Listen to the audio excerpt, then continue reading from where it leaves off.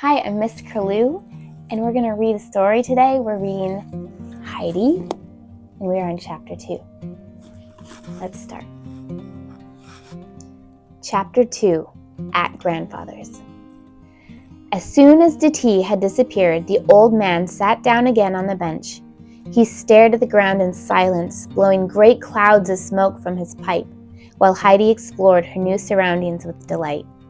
She went up to the goat stall, which was built on the side of the hut, but found it empty.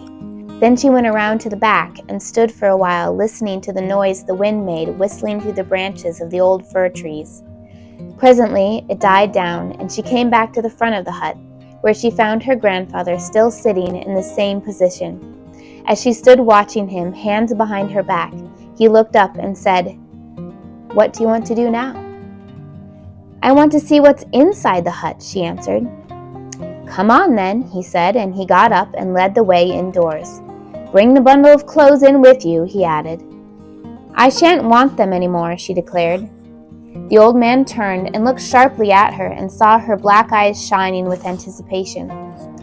"She's no fool," he muttered to himself and added aloud, "Why's that?" "I want to be able to run about like the goats do." "Well, so you can," said her grandfather, "but bring the things inside all the same. They can go in the cupboard." Heidi picked up the bundle and followed the old man into a biggish room, which was the whole extent of his living quarters. She saw a table and chair and his bed over in one corner. Opposite that was a stove, over which a big pot was hanging. There was a door in one wall, which the old man opened, and she saw it was a large cupboard with his clothes hanging in it. There were shelves in it too. One held his shirts, socks, and handkerchiefs, another plates, cups, and glasses, while on top of one were a round loaf, some smoked meat, and some cheese. Here, in fact, were all the old man's possessions. Heidi went inside the open cupboard and pushed her bundle right away to the back so that it would not be easily seen again. "Where shall I sleep, Grandfather?" she asked next. "Where you like," he replied. This answer pleased Heidi, and as she was looking around the room for a good place, she noticed a ladder propped against the wall near her grandfather's bed. She climbed up it at once and found herself in a hayloft. A pile of fresh, sweet-smelling hay lay there, and there was a round hole in the wall of the loft, through which she could see right down the valley. "I shall sleep up here," she called down. "It's a splendid place. Just come and see, Grandfather."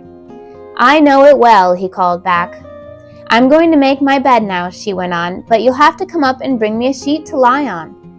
"All right," said her grandfather, and he went to the cupboard and searched among his belongings until he found a piece of coarse cloth, which he carried up to her.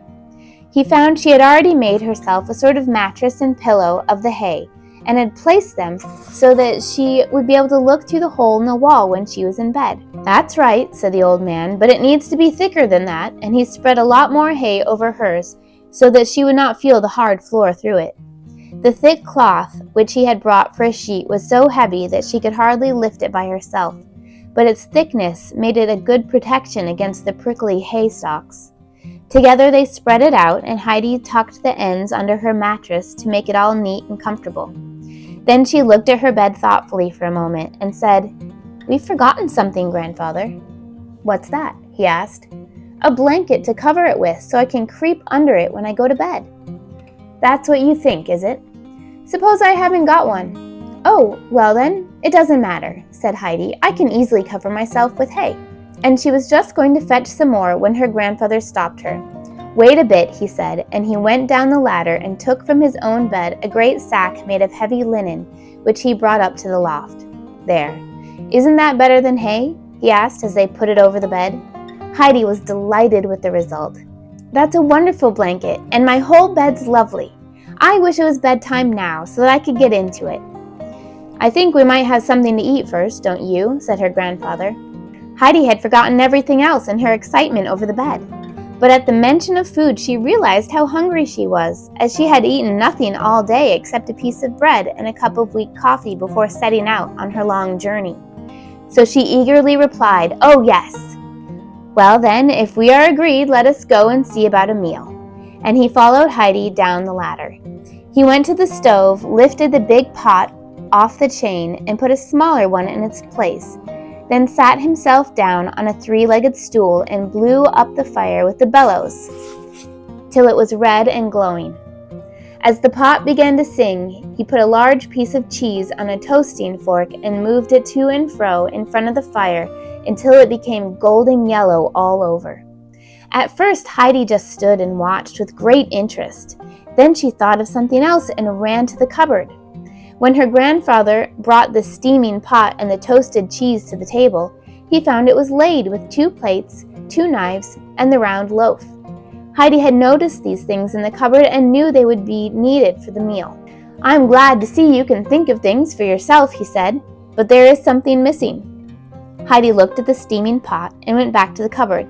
She could see 1 mug there and 2 glasses, so she took the mug and one of the glasses and put them on the table. "That's right, you know how to be helpful," said her grandfather. "Now, where are you going to sit?" He himself was in the only chair, so Heidi fetched the 3-legged stool and sat down on that. "You've got a seat all right, but rather a low one, and even with my chair you would not be high enough to reach the table." So saying, the old man got up and pushed his chair in front of Heidi's stool, and put the mug filled with milk on it and a plate on which was a slice of bread covered with the golden toasted cheese. "Now you have a table to yourself and can start to eat," he said. Then he perched himself on a corner of the big table and began his own meal. Heidi took the mug and drained it thirstily. After that, she drew a deep breath, for she had been too busy drinking to breathe, and set the empty mug down. "Is the milk good?" asked her grandfather. "The best I've ever drunk," replied Heidi. "You must have some more then," and he refilled her mug. She ate her bread and cheese, which tasted delicious, and every now and then she took a drink. She looked as happy and content as anyone could be. After the meal, her grandfather went down to the goat stall, and Heidi watched him sweep the floor with a broom and then put down fresh straw for the animals to sleep on. When that job was done, he went into the shed, which was built onto the side of the hut, and sawed off several round sticks of wood. Then he bored holes to fit them in a strong, flat piece of board, and when he had fitted them all together, the result was a high chair. Heidi watched him silent in her amazement. "Do you know what this is?" he asked when he had finished.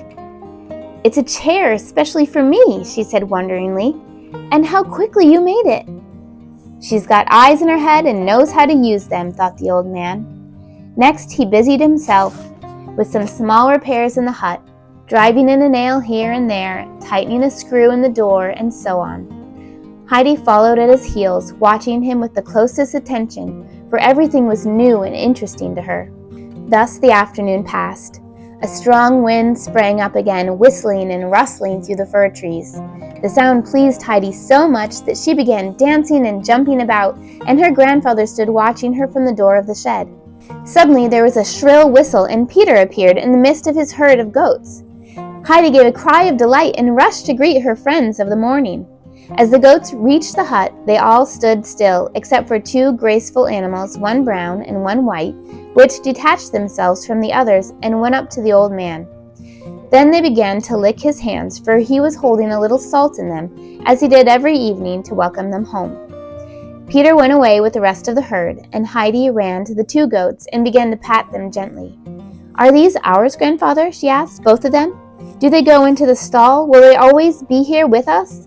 Her questions followed so closely on each other that her grandfather could hardly get an answer in edgewise.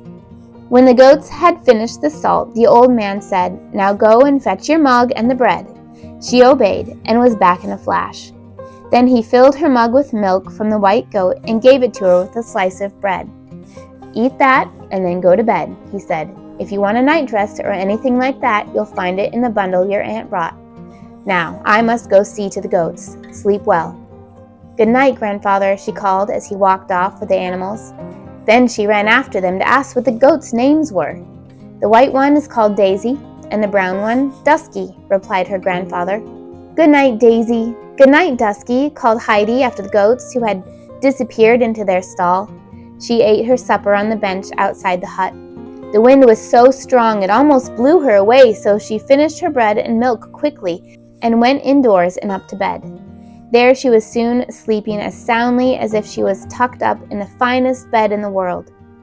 Her grandfather also went to bed before it was dark, for he always got up with the sun, and that came over the mountain tops very early in the summer. During the night, the wind blew so hard that it shook the whole hut and made its beams creak. It shrieked down the chimney and brought one or two of the old fir tree's branches crashing down. So after a while, the old man got up, thinking, "The child may be frightened." He climbed up the ladder and went over to her bed. Just then the moon, which had been covered by scudding clouds, shone straight through the hole in the wall onto Heidi's face. She was fast asleep under her heavy coverlet, one rosy cheek resting on her chubby little arm, and with such a happy expression on her face that she must surely have been dreaming of pleasant things. He stood looking down at her till clouds covered the moon again, darkening the room. Then he went back to bed. That's the end of chapter 2. Stay tuned for chapter 3.